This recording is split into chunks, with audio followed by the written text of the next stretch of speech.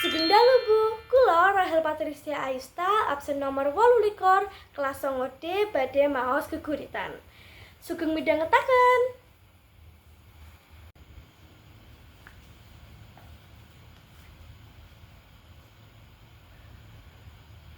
Tembangane prajurit ebeg dening Jarot C. Satyaka.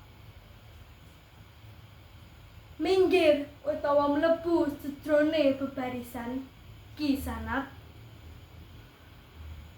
Kriye Bregada turangga sing bakal ngrabas sabarang jaman. Sing ora bakal maras maring sawernane gegaman. Ora mingset merga panase palagan sing agi kobaran. Apa maning mung rajang kukus owah gingsere kahanan. Minggir utawa mlebu sedrone bebarisan Ki Sanat. Sawise jemleder swara pecut kaya bledheg ngladung tawang. Dedel kukuse dupa goli nguntapno sawernane indang.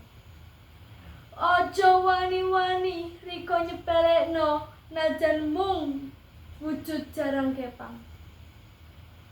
Kiye panjelmane gunungan senopati, manggala sekabehe perang.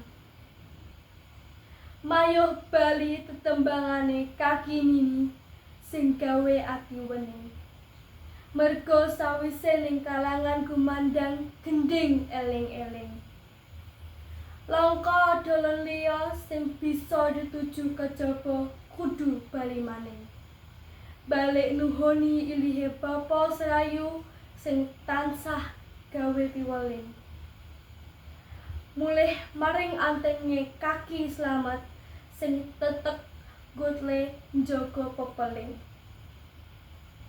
Purwokerto pungkasane Januari 2020. Terima kasih.